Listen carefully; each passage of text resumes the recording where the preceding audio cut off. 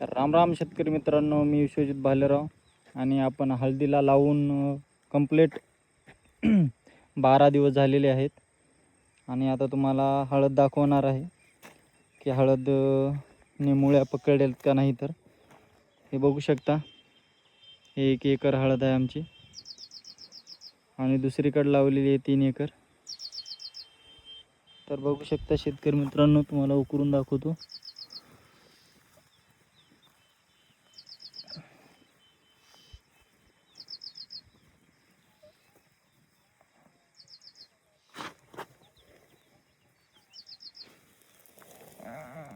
हे बघा, सापडली हळद आपली, मुळ्या पकडलेल्या आहेत मित्रांनो, बघू शकता तुम्ही.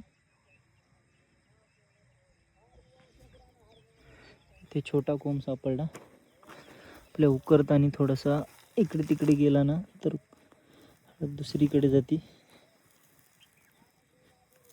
हे बघू शकता शेतकरी मित्रांनो, इथे हळद सापडलेली आहे आपल्याला.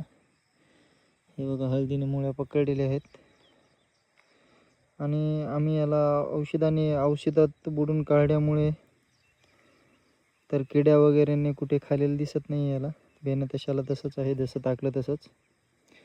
आणि बघू शकता तुम्ही, हळद एकदम व्यवस्थित प्रकारे आलेली आहे. कुणाची नाचती हळद काही होते, आमची हळद तर कुठं नाचलेली नाही, कारण की मी 2-3 ठिकाणी पहिल्यांदा उकरून बघितलं आणि नंतरच म्हटलं व्हिडिओच्या माध्यमातून सांगावं सगळ्यांना.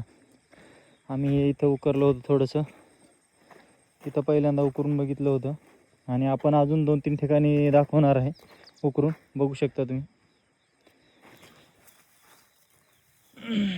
हे बघू शकता तुम्ही.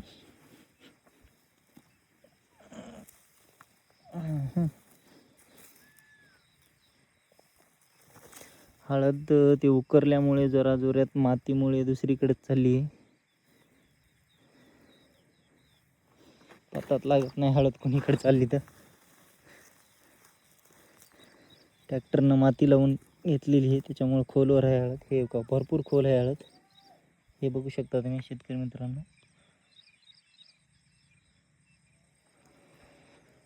आणि हळद आमची म्हणजे व्यवस्थित प्रकारे आलेली आहे.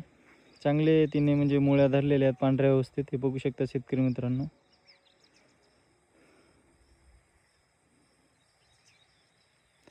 तर भेटूया तर शेतकरी